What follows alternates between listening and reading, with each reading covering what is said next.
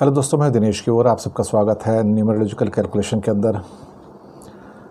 भारत से जो सीन निकल कर आ रहे हैं, सड़कों से, गलियों से, शहरों से, कालाबाजारी के, सरकारी असंवेदनशीलता के, 3 नंबर के गुरु भारत से उम्मीद तो नहीं की जा सकती थी कि भारत इतना असंवेदनशील, इतना क्रूअल हो सकता है। दरअसल अब ऐसा लग रहा है, कहते हैं कि 2 परिस्थितियां ऐसी होती हैं जिसके अंदर एक देश का चरित्र निकल कर आता है, कैरेक्टर। एक, जब उसके पास बहुत ज़्यादा दौलत हो जाए, पैसा हो जाए, तब उसका चरित्र निकल कर आता है कि उसका असली कैरेक्टर क्या है।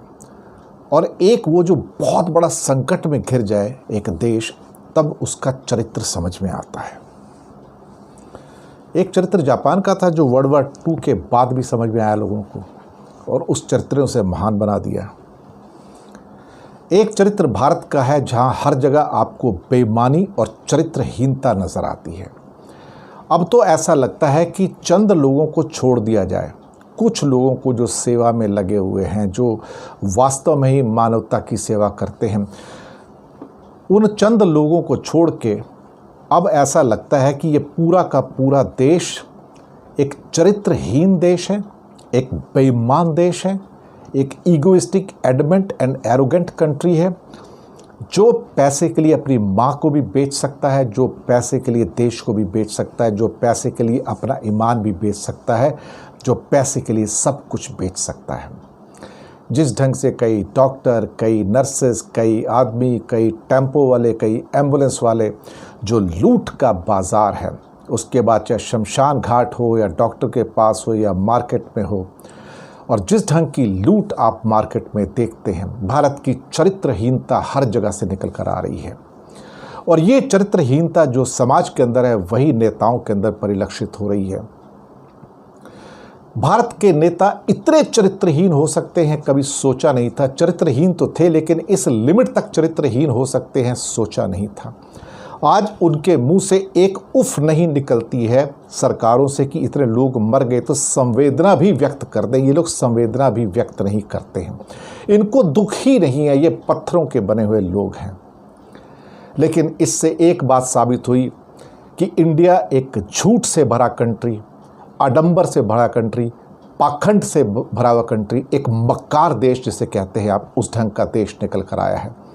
इसलिए आज दुनिया के सारे पेपर भारत और भारत के नेताओं के प्रति एक ही शब्द लिखते हैं कि ये सब लोग एडमेंट, एरोगेंट, ईगोइस्टिक, अनपढ़, नासमझ और बेवकूफ़ किस्म के इंसान, जो चरित्रहीन इंसान हैं, यही भारत की चरित्रहीनता इस टाइम निकल कर आ रही है। और मैं ये दावे के साथ कहता हूँ कि चंद लोगों को छोड़ दीजिए, भारत इस टाइम अपनी चरित्रहीनता की चरम सीमा पर है, बेईमानी की चरम सीमा पर है, मक्कारी, आडंबर, पाखंड की चरम सीमा पर है। कुछ लोग जो ईमानदार हैं, कुछ लोग जो अभी भी समाज की सेवा में लगे हुए हैं, उनको मेरा सलाम है कि वो लोगों की वजह से भारत बचा हुआ है।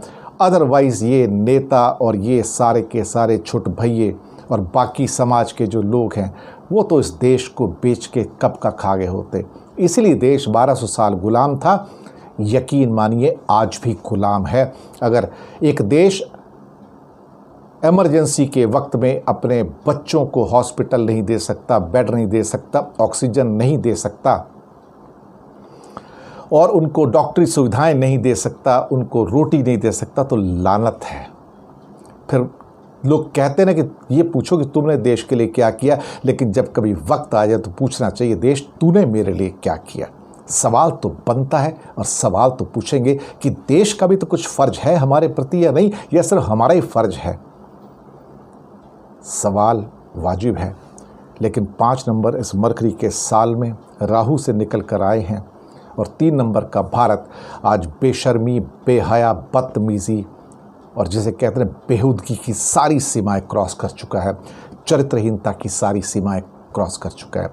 भारत सबके सामने एक liar, manipulator and a characterless nation के रूप में निकल आया, जो अपनी मौतों के ऊपर भी खेल खेलता है, उसके आंकड़े भी प्रिंट नहीं करता है। जहां 20 लाख लोग मरते हैं और 2 लाख दिखाता है, इससे बड़ी शर्म की बात एक देश के लिए क्या हो सकती है?